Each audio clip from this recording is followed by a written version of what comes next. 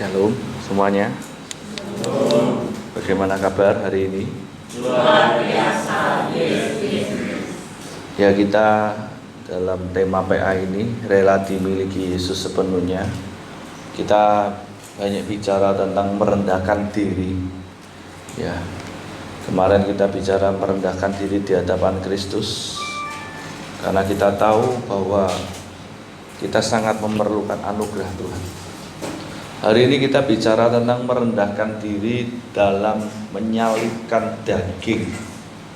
Ya, ini memang daging ini yang paling susah.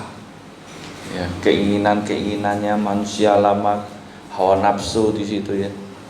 Nah, kita perlu merendahkan diri supaya anugerahnya itu dinyatakan dalam hidup kita. Itu disebabkan sadar kalau terlepas dari Kristus maka celaka. Jadi kenapa kita perlu merendahkan diri? Ya, supaya anugerahnya itu dinyatakan. Karena kita sadar bahwa kalau kita terlepas dari Kristus, maka yang terjadi kita ini akan celaka. Celaka di sini artinya kehilangan keselamatan. Ya.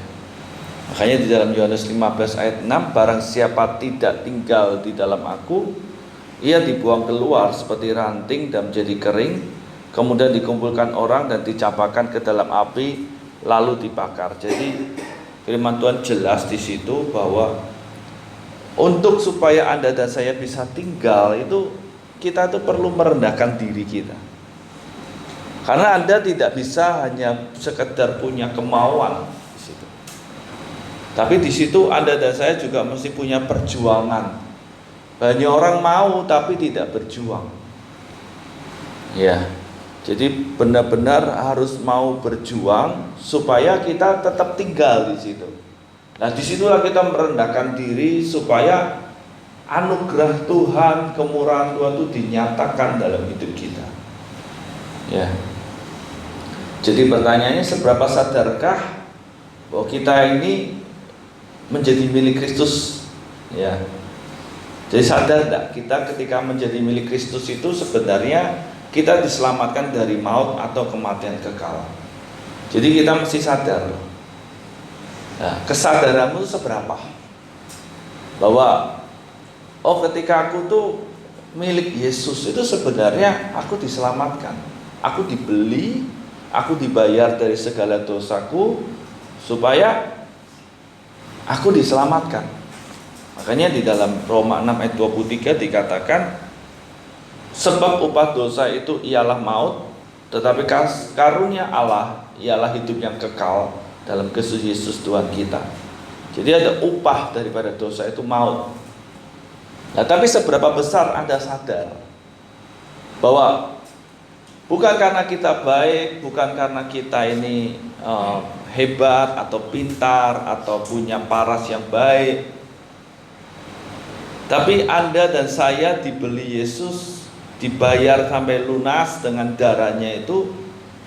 Ketika kita jadi milik Kristus, itu sebenarnya kita diselamatkan. Nah, ini yang kita sebagai anak-anak Tuhan itu mesti bertanya, seberapa sadar loh kita? Seberapa sadarnya kita? Kalau kita tidak sadar akan ini, ada orang yang gini, percaya Yesus, dia merasa ya karena aku baik, merasa layak. Ya. Ada orang yang merasa karena saya dibutuhkan atau karena saya kaya misalnya. Nah, ini kan satu kesadaran yang salah. Ya. Istimewa kadang-kadang merasa bahwa saya ini baik. Nah, ini yang kadang-kadang membuat orang ini nggak sadar bahwa kita ini mau baiknya sebaik apapun, kalau kita tidak jadi milik Kristus, kita nggak ditebus, kita tidak dibayar dengan lunas segala dosa kita, maka yang terjadi ya kematian kekal gitu. Jadi kita perlu sadar benar-benar, ya, menyadari benar-benar bahwa ketika kita jadi milik Yesus, kita ini diselamatkan dari maut. Ya. Jadi kesadaran kita ini membuat kita rela menyerahkan hidup sepenuhnya untuk menjadi miliknya. Ya. Jadi kesadaran kita ini membuat kita tuh rela menyerahkan hidup sepenuhnya untuk menjadi miliknya. Dalam Galatia 2 ayat 20, namun aku hidup, tetapi bukan lagi aku sendiri yang hidup, melainkan Kristus yang hidup di dalam aku, dan hidupku yang kuhidupi sekarang di dalam daging adalah hidup oleh iman dalam Anak Allah yang telah mengasihi aku dan menyerahkan dirinya untuk aku. Ini sebuah kesadaran nih. Jadi Paulus ini menulis di dalam sebuah kesadarannya bahwa ya hidupku ini milik Yesus sepenuhnya. Makanya dia nulis ini benar-benar karena adanya sebuah kesadaran. Ya, bahwa hidupnya ini memang benar-benar adalah milik Kristus. Kayaknya kalau Anda dan saya ini tidak punya kesadaran, pengertian yang benar, maka sulit bagi kita untuk rela. Karena menyerahkan hidup sepenuhnya untuk jadi milik Yesus itu perlu kerelaan. Kerelaan itulah yang membuat kita itu berani untuk berkorban, berani untuk memberi hidup kita kepada Tuhan. Bahkan kita berani berkata bahwa namun aku hidup, bukan lagi aku sendiri yang hidup. Jadi kerelaan itu membuat Anda, saya selalu katakan, kehilangan hakmu secara pribadi. Dan ini yang kita ini harus sadar. Jadi apa yang Anda lakukan, apa yang Anda perbuat dalam hidupmu itu karena adanya tingkat kesadaran dalam hidupmu. Jangan sampai Anda rela menyerahkan hidupmu kepada Tuhan karena hanya sekedar emosi, karena merasa bahwa daripada tidak ada yang lain, sudah tak serahkan aja lah.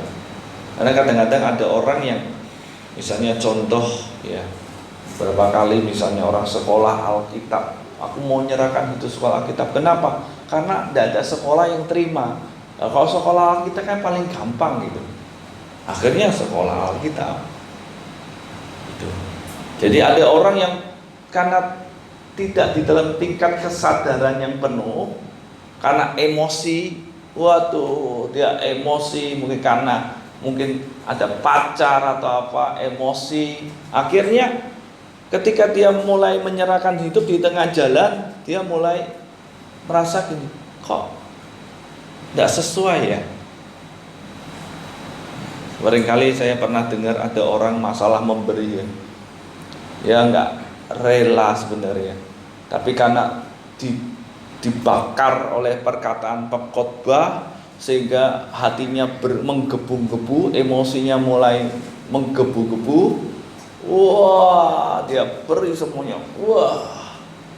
Tapi ketika dia mulai dalam tingkat kesadaran yang penuh, ketika emosinya atau semangatnya menggebu-gebu itu mulai mereda, baru dia berpikir, loh, kok aku serahkan ya? Aduh.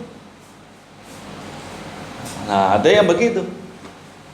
Makanya ketika Anda rela menyerahkan hidup ini mesti dalam satu tingkat kesadaran yang penuh. Bukan karena emosimu, bukan karena semangatmu yang lagi menggebu-gebu sehingga Anda berkata aku serahkan hidup, tapi di tengah perjalanan kita akhirnya menyesal. Dan ini yang terjadi atas orang Israel waktu dia di Mesir ya, awalnya menggebu-gebu. Wah, melihat Musa, lihat tongkatnya jadi ular atau masuk kantong keluar jadi kusta. Wah, mereka percaya. Waktu ketika Musa menghadap Firaun, terus Firaun marah, memperberat pekerjaan mereka, mulai mereka nyesel. Kamu ini yang buat kami begini. Habis itu mereka Tuhan ngadakan tulah, 10 tulah hebat. Lagi jalan terus mau nyebrang itu laut, dikejar sama orang Mesir. Mereka mulai ngomel lagi. Kamu nih mau kami mati di sini kah? Udah nyebrang hebat, di tengah perjalanan di satu kondisi di Mara atau di mana. Waduh, mereka haus, mereka marah bersungut-sungut. Jadi mereka ini percayanya itu percaya emosional. Bukan percaya yang sadar, satu keputusan yang sadar. Makanya kadang-kadang ketika orang itu percayanya karena emosionalnya, jadi dalam kondisi dia baik, dia muji-muji Tuhan, percayanya penuh. Tapi kalau dalam kesadarannya, dalam emosional yang rendah, dia mulai kecewa, menghujat. Nah ini karena emosional. Makanya Tuhan tuh maunya Anda sadar. Sehingga ketika Anda menyerahkan hidupmu kepada Tuhan itu, Anda siap terima segala konsekuensi yang harus dihadapi, baik itu suka, baik itu duka. Nah, seperti suami istri. Kalau Anda pernah dengar ceritanya Amnon sama Tamar itu dalam tingkat emosional yang tinggi, mengingininya, sampai akhirnya Tamarnya diperkosa, sudah diperkosa dapat, terus diusir. Dah, aku nggak suka, keluar kamu. Nah, ini yang terjadi. Nah, kita di dalam Tuhan mesti harus benar-benar memahami inilah. Ada satu tingkat kesadaran yang penuh, sehingga ketika kamu mau percaya ini sudah siap segala konsekuensi. Aku mesti siap ya. Ada orang menikahnya, segala sesuatu itu siap.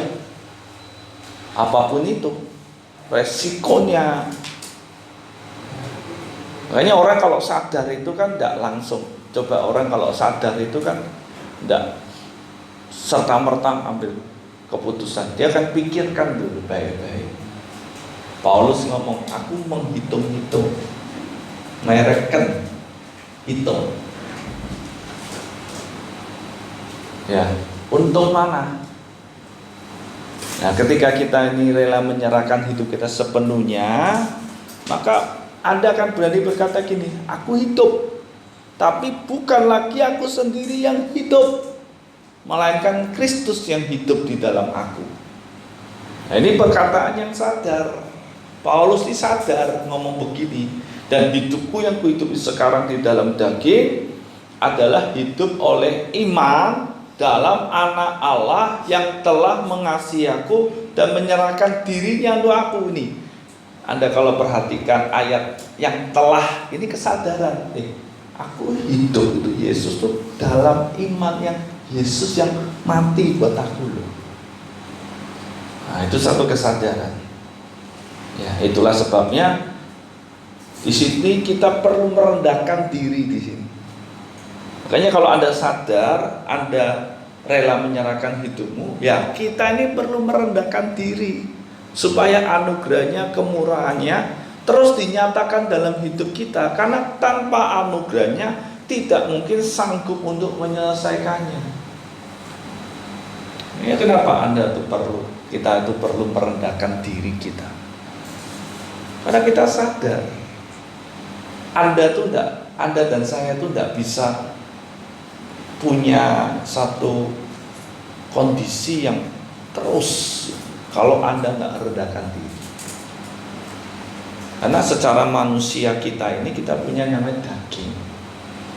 Di sini ada keinginan, perasaan, pikiran. Di mana Anda masih hidup di dalam dunia. yang harus berhadapan dengan realita kenyataan. Dan itu nggak mudah. Nggak mudah. Nah itu itu sebabnya kita perlu merendahkan diri. Supaya kita memperoleh anugerah, kemurahan. Dan itu dinyatakan dalam hidup kita. Kalau enggak bisa kita. Enggak mungkin bisa. Karena Tuhan yang kamu sembah, yang kita sembah, Tuhan yang dimana kita rela menyerahkan hidup kita kepada Dia, itu kalau daging kita ini sudah mulai dominan, itu tidak kelihatan. Kalau kita ini hatinya sudah mulai sedikit terikat atau mulai sedikit ada hal-hal yang nggak benar, Tuhan tuh nggak kelihatan. Makanya Daud itu betapa terus dia selalu ngomong gini, Tuhan, aku ini sengsara, aku ini miskin. Kenapa? Supaya menyadarkan dirinya. Yang kedua, supaya dia bisa merendahkan diri di hadapan Tuhan untuk minta anugerah.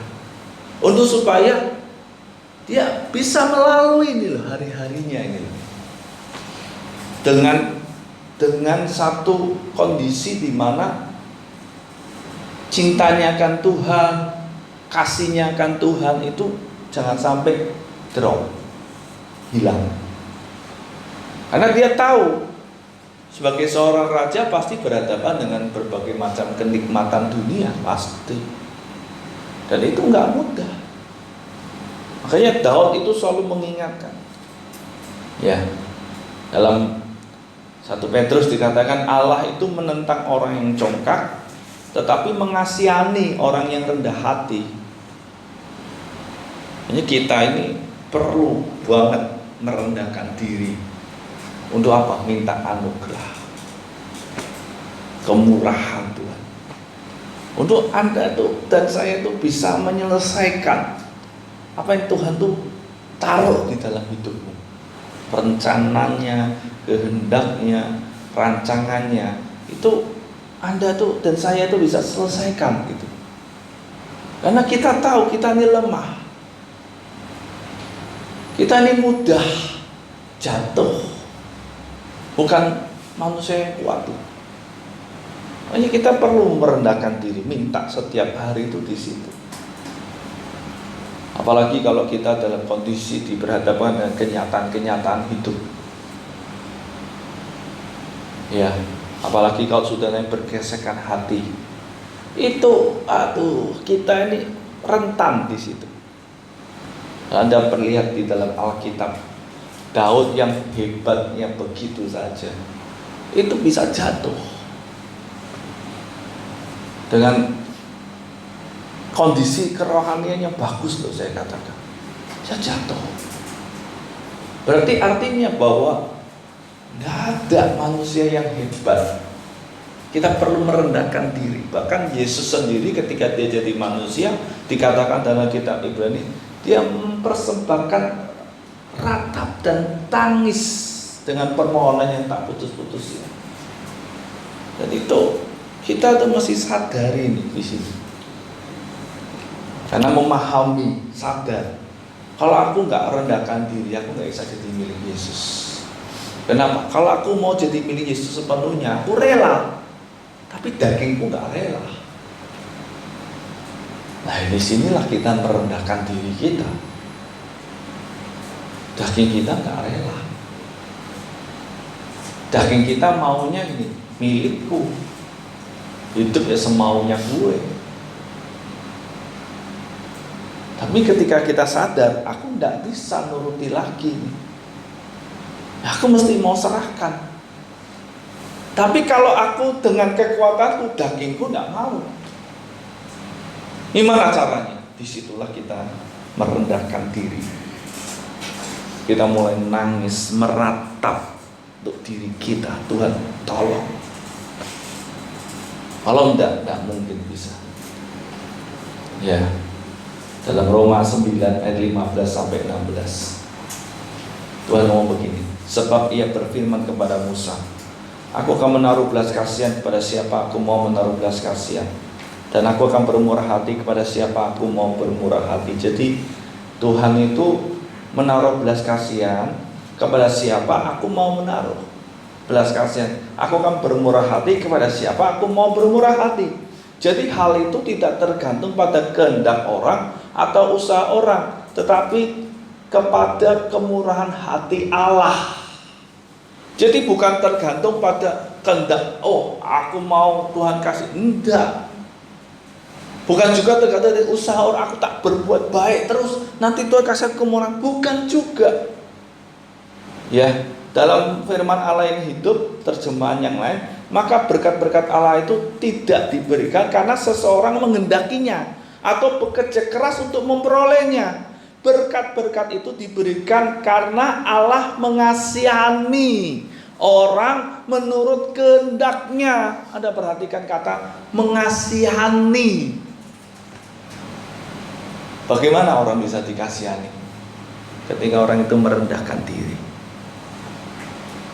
percaya, dia merendahkan diri, dia mulai, Tuhan tolong saya. Kata mengasihani itu kan berarti orang itu benar-benar seperti seseorang yang memohon dengan sangat sehingga bisa dikasihani. Bukan karena dia baik, bukan karena usaha kerasnya, bekerja keras, oh terus aku nanti dapat, enggak. Jadi karena dia mau merendahkan dirinya di hadapan Allah. Nah ini loh, kita ini kenapa kok harus benar-benar mau fokus untuk supaya Anda dan saya itu merendahkan diri di situ. Meratap, Tuhan tolong saya dagingku ini tidak suka aku berubah. Tapi aku tahu aku harus berubah seperti apa yang kamu mau. Tapi dagingku tidak suka. Nah, ini nyalipkan daging ini susah ini. Ya toh? Ini yang paling susah. Jadi khususnya merendahkan diri itu supaya dapat memiliki kekuatan menyalipkan daging setiap hari. Setiap hari. Jadi nyalipkan daging itu bukan hanya hari ini aja, setiap hari. Kenapa? Karena setiap hari daging kita ini bisa bangkit. Setiap hari, setiap waktu, setiap saat. Mungkin Anda misalnya pagi Anda mampu, belum tentu malam waktu mau tidur bisa bangkit itu. Makanya kita perlu merendahkan, Tuhan tolong loh Tuhan. Gak bisa loh aku nyalipkan dagingku ini loh tiap hari loh. Karena bisa jadi sewaktu-waktu kalau mulai kita lepas dari Tuhan, ini bisa bangkit. Ya, nah ini dapat dilakukan jikalau bekerja sama dengan Roh Kudus. Dalam Galatia 5:24, barang siapa menjadi milik Kristus Yesus, ia telah menyalipkan daging dengan segala hawa nafsu dan keinginannya. Jadi syarat Anda jadi milik Kristus Yesus, Anda harus nyalipkan daging dan segala dengan segala hawa nafsu dan keinginannya. Waduh, ini bukan pekerjaan yang mudah. Kenapa? Karena tidak bisa Anda lakukan dengan kekuatan kita sendiri. Anda satu sisi mesti harus berjuang, tapi perjuanganmu ini mesti dibantu. Kalau tidak dibantu oleh Tuhan sendiri, gagal. Kita ini lemah. Kalau dalam kondisi mungkin Anda masih on fire, masih berapi-api semangat, mungkin oke. Tapi pada waktu Anda lemah, seringkali kita ini mau semangat berapa lama? Hari ini bisa semangat, besok bisa lemah. Makanya ada satu pemotivator namanya John C. Maxwell, dia orang Kristen. Pemotivator Kristen, dia berkata, kesuksesan hari ini berakhir tadi malam. Jadi selesai. Anda hari ini sukses, selesai dah malam. Besok baru. Nah ini yang kita ini mesti sadar, kalau aku tuh enggak ditolong oleh Tuhan, nggak bisa. Nah itu sebabnya setiap hari kita mesti merendahkan diri kita di hadapan Tuhan. Bahkan di dalam Lukas 9:23 dikatakan, katanya kepada mereka semua, setiap orang yang mau mengikut aku, ia harus menyangkal dirinya, memikul salibnya setiap hari dan mengikut aku. Loh, dia ngomong menyangkal diri, pikul salib setiap hari. Ini bukan pekerjaan yang mudah. Yang satu ini pekerjaan yang sulit, saya katakan. Setiap hari sangkal diri, pikul salib. Berarti artinya Anda bukan jadi dirimu lagi. Seperti tadi Paulus ngomong, hidupku, namun aku hidup, melainkan bukan aku lagi, melainkan Kristus yang hidup. Nah, Anda bayangkan aja, Kristus yang hidup. Kristus yang hidup di dalam diriku, itu aku. Berarti kan Anda tidak lagi jadi dirimu gitu. Anda jadi orang yang mengikuti apa yang Tuhan mau dalam hidupmu. Nah di situ kan ada satu perubahan yang besar, yang kita sebagai anak Tuhan harus benar-benar mengusahakan. Tapi kalau dengan kekuatan sendiri, gagal.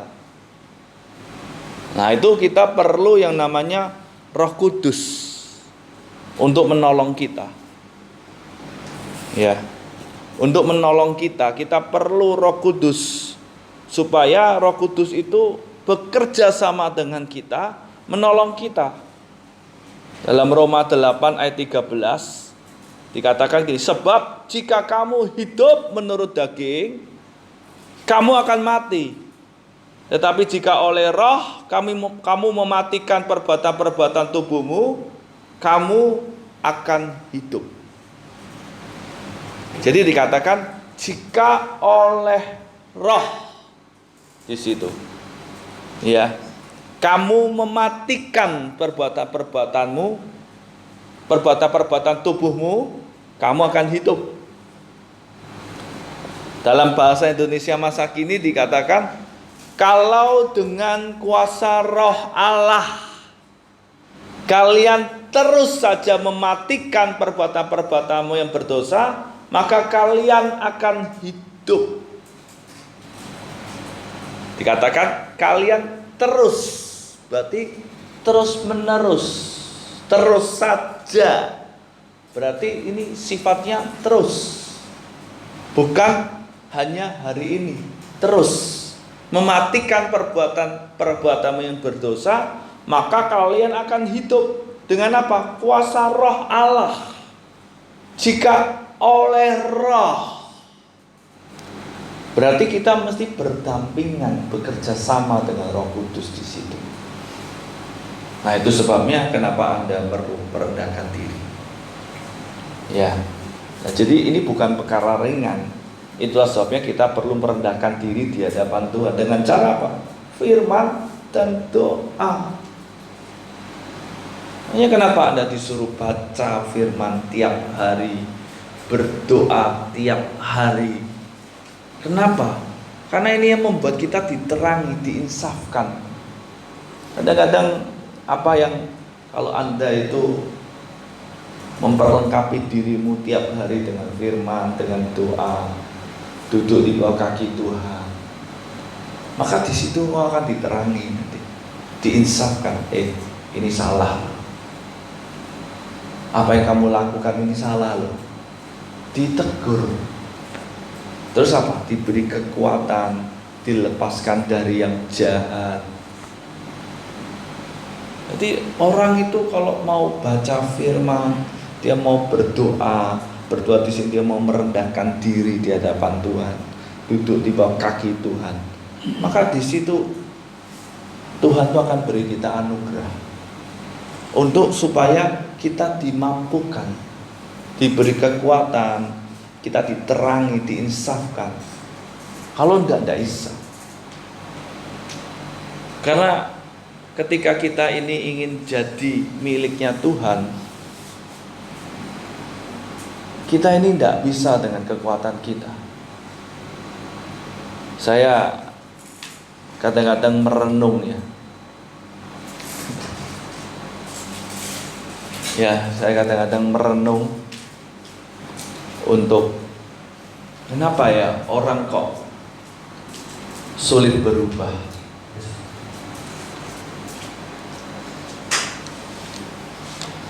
Kenapa orang itu sulit berubah? Ini yang kadang-kadang kalau Tuhan itu enggak menerangi, enggak bisa. Kalau Tuhan itu enggak menginsafkan kita, enggak bisa. Sulit. Makanya kenapa kita perlu merendahkan diri supaya Tuhan itu menerangi. Ini loh salah nih, diterangi. Kalau Tuhan tidak terangi, tidak bisa. Kadang-kadang kalau orang itu sudah, saya kemarin di Instagram ada satu cuplikan di IGTV itu. Orang sudah terbiasa salah. Itu ketika ditegur, ya, sudah terbiasa salah. Karena terbiasa salah, yang salah ini jadi benar. Ya seperti orang melanggar. Dia kamu melanggar, tidak boleh lewat sini. Dia merasa benar. Loh kenapa? Karena bagi dia benar. Lah hidup kita ini kan dari umur 0 sampai ada yang 16 tahun, ada yang 17 tahun, ada yang mungkin 30 tahun, 40 tahun, macam-macam ya. Dan ada mungkin hal-hal yang salah selama ini, tapi kita sudah karena terbiasa, kita anggap itu benar. Lah, kalau Anda dan saya itu enggak diterangi, sulit. Kalau kita ini enggak diterangi, benar-benar enggak diterangi sama Tuhan, maka kita enggak akan sadar kalau itu salah. Nah, makanya kita ini perlu merendahkan diri kita di hadapan Tuhan tuh di situ.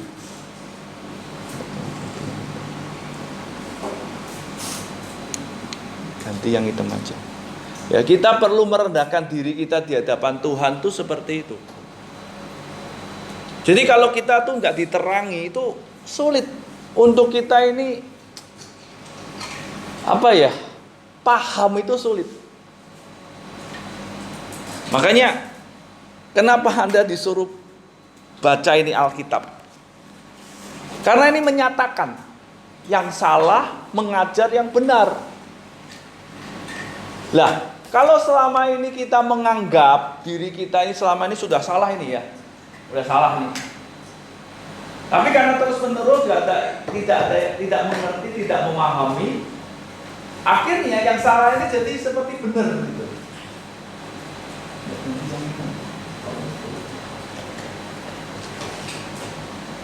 Tolong ganti yang hitam, Niko.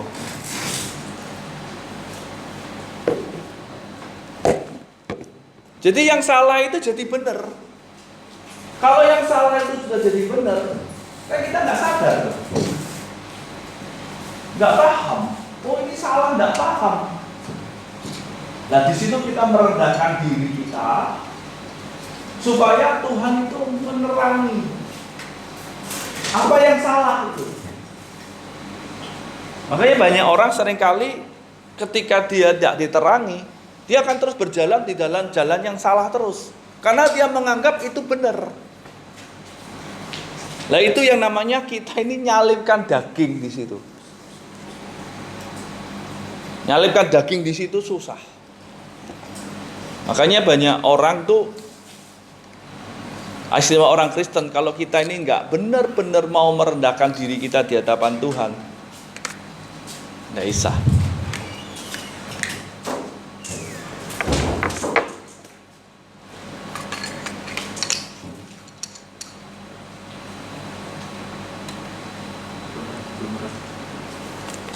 Ya, kalau kita nggak merendahkan diri kita benar-benar, nggak bisa.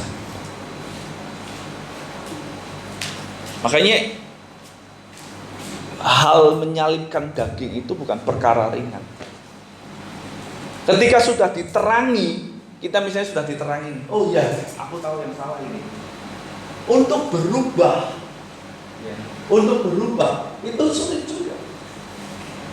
Kita butuh kekuatan dari Tuhan untuk mau berubah. Kita kadang-kadang berjuang, tapi nggak sanggup. Makanya kita ini perlu yang namanya merendahkan diri kita. Karena ini bukan perkara ringan. Yang paling susah itu yang sudah salah tapi dianggap benar. Ini yang susah. Dan itu paling susah. Bahkan ketika diterangi pun kadang-kadang orang masih enggak. Kadang-kadang masih ada ketidakterimaan. Aku masa sih kayak gitu salah? Masa selama ini salah? Nah, ini yang kita ini perlu merendahkan diri kita. Untuk supaya Tuhan itu menerangi, memberi kekuatan. Ya. Makanya kenapa Anda disuruh baca firman tiap hari, berdoa tiap hari, merendahkan diri di sini. Kenapa? Supaya diinsafkan, diberi kekuatan. Saya merenung ini ya beberapa ketika saya menyiapkan firman ini, saya merenung, Tuhan, kenapa orang itu sulit? Ya ini di sini. Karena merubah satu hal yang kita sudah anggap itu benar, ternyata itu salah. Nah, bagaimana supaya bisa diterangi? Ya melalui firman. Ketika Anda mulai membaca, ketika Anda mulai merenungkan firman.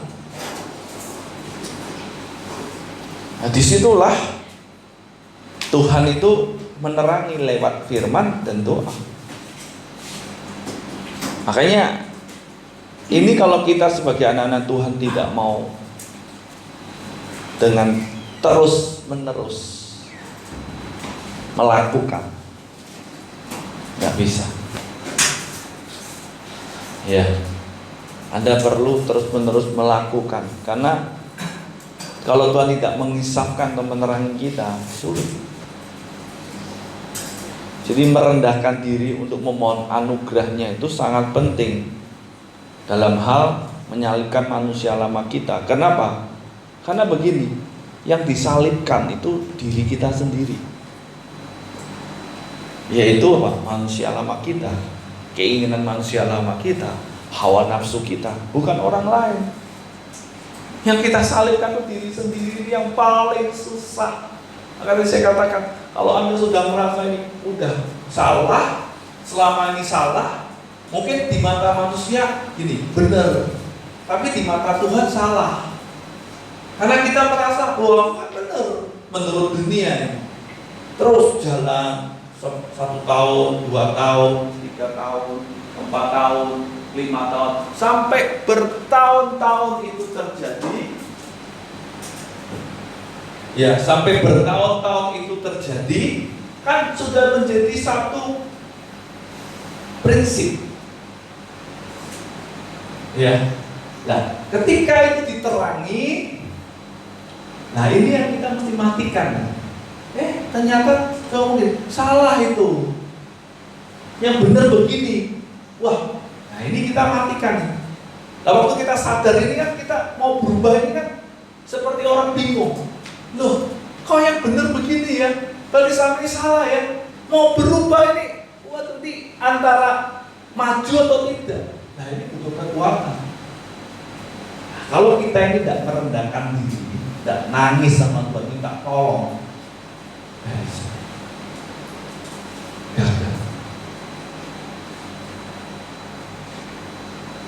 ya, kita akan sulit untuk berubah. Makanya kenapa Anda dan saya itu perlu tiap hari baca firman, berdoa, rendahkan diri, minta Tuhan terangi, minta Tuhan kekuatan supaya dilepaskan dari yang jahat.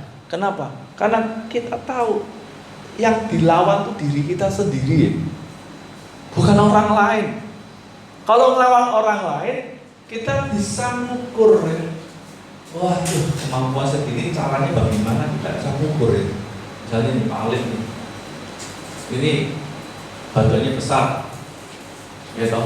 Oh, bisa bela diri. Saya ukur, wah, Pak Alif bisa bela diri badan besar. Gimana saya ngalahkan Pak Alif?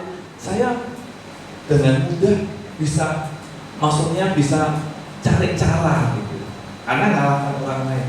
Tapi kalau diri kita, mengukurnya bagaimana? Betul enggak? Diri kita ini yang paling sulit. Kadang-kadang, makanya Tuhan mau gini, balok di mata saudara, selumbar di mata saudaramu kelihatan, balok di matamu nggak kelihatan. Nah, itu yang menjadi kesulitan kita tuh di situ. Yang dilawan tuh diri kita. Sedangkan bagaimana kita bisa tahu, waduh, diriku ini manusia lama ini, kalau nggak diterangi Tuhan.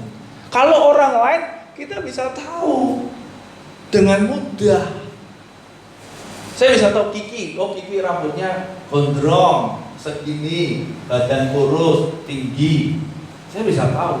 Saya bisa tahu Pak Hendrik, oh Pak Hendrik dia pakai masker hitam, badannya gendut, dia pakai kacamata. Saya bisa tahu. Belakangnya ada Pak Rutino, saya bisa tahu, oh rambutnya cepat, pakai jam tangan sebelah mana? Kiri. Saya tahu. Ya toh, saya bisa tahu. Tapi kalau diri kita, di sini mungkin ada kotoran pun orang nggak tahu. Diri kita nggak tahu, ada orang lain, Pak, di sini ada kotorannya. Itu enggak? Nah ini yang kenapa kita tuh perlu merendahkan diri kita dalam hal apa? Nyalibkan manusia lama kita. Karena kalau ditanya, Pak, yang disalibkan yang mana ya Pak? Tapi bingung. Betul enggak? Makanya banyak orang seringkali terjadi satu apa nih? Titik blank. Jadi tidak paham. Aku merasa baik kok. Aku rasa-rasanya ya sudah, ya kalau ibadah ya setia. Rasa-rasanya saya sudah percaya Yesus. Rasa-rasanya. Tapi menurut Tuhan bagaimana? Nah itu di situ kita perlu merendahkan diri supaya Tuhan tuh menerangi. Oh ternyata yang perlu disalibkan yang ini. Oh misalnya, oh ternyata aku ada kesombongan misalnya. Waduh aku perlu salibkan ini. Diterangi nih. Tapi nyalibkan kesombongan ini kan, waduh, butuh anugerah. Nah ini yang, waduh, sulit sekali. Makanya saya katakan yang disalibkan itu ya diri kita sendiri, bukan orang lain. Ya, makanya ini bukan perkara yang mudah. Yang kedua, kita harus menaklukkan diri kita kepada Kristus karena kita adalah milik Kristus. Setelah kita salibkan, kita taklukkan. Kita mau menaklukkan diri. Waduh, ini lebih susah lagi. Nah, banyak orang Kristen itu kenapa tidak bisa berubah? Kenapa dia tidak bisa menjadi pribadi yang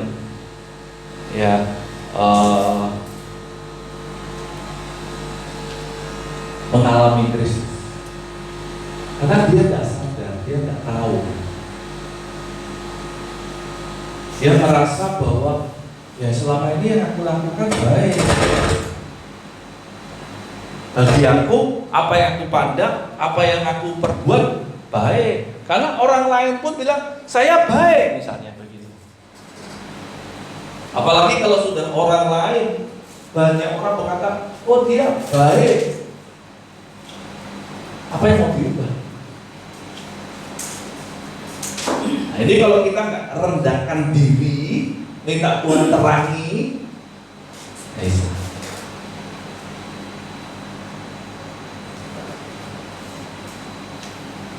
kayaknya betapa pentingnya kita itu merendahkan diri dalam hal apa? Menyalibkan itu. Kadang-kadang kenapa orang nggak bisa berubah? Karena dia yang mau disalibkan yang apa? Saya rasa, apalagi kalau orang itu baik, dia menyandang gelar atau menyandang kondisi orang baik, wah itu lebih sulit lagi. Apa yang mau disalibkan? Oh, orang sudah baik. Nah itu sebabnya kenapa Anda dan saya itu perlu banget ini baca Alkitab.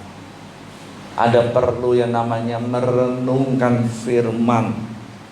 Kita perlu yang namanya berdoa. Kenapa? Untuk supaya Tuhan itu menerangi, Tuhan itu memberikan kita kekuatan. Sulit. Ya. Karena kita harus menaklukkan diri kita kepada Kristus, karena kita ini milik Kristus. Makanya ini perkara yang Anda dan saya ini mesti kerjakan. Nah, saya rindu setiap kita itu, ayo rendahkan dirimu setiap hari. Jangan hanya dalam kondisi-kondisi tertentu.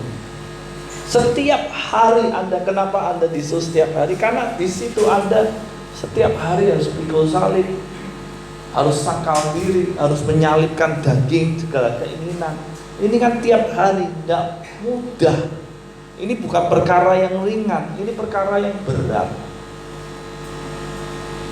Nah itu sebabnya kita perlu kekuatan Tuhan. Amin.